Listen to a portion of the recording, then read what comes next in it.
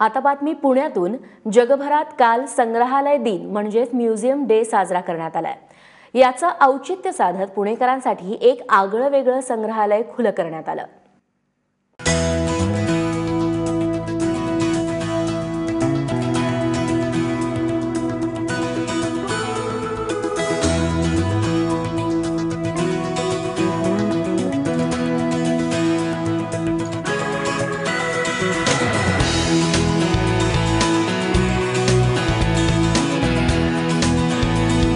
पुण्यातल्या विक्रम पेंडसे यांना सायकली जमवण्याचा छंद आहे। या छंदातून जमवलेल्या तब्बल 150 दुर्मिळ सायकली त्यांच्याकडे आहेत। जागतिक संग्रहालय दिनादिवशी त्यांनी हा खजिना सर्वांसाठी खुला केलाय।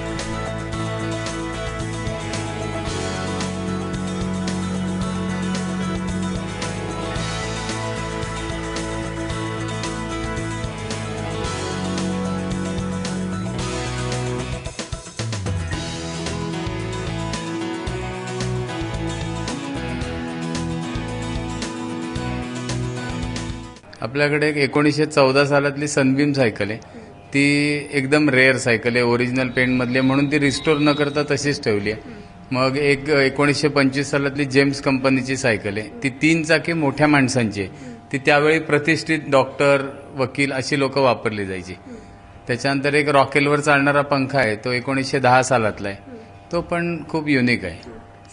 कोथरूडच्या सहवास सोसायटीत राहणाऱ्या पेंडसेंनी आपल्या घराच्याच एका भागात हे संग्रहालय सुरू केलंय। एकंदर सायकल आपल्याकडे साधारण 150 आत्ता इथे लावलेल्या आहेत। त्यात मोठ्या माणसांच्या 2 चाकी, लहान मुलांच्या 2 चाकी, लहान मुलांच्या 3 चाकी, पॅडल कार, या अशा 4 प्रकारच्या सायकली त्याच्यामध्ये आहेत। त्या 150 पर्यंत आहेत। अजून एक 20-25 सायकली अंडर रिस्टोरेशन आहेत। सायकली गोळा करताना पेंडसेंना त्याचे विविध पार्ट्सही सापडत गेले। ते सगळे या संग्रहालयात पाहायला मिळणार आहेत। सध्या निशुल्क असलेल्या संग्रहालयासाठी 20 मे नंतर नाममात्र शुल्क आकारलं जाणार आहे।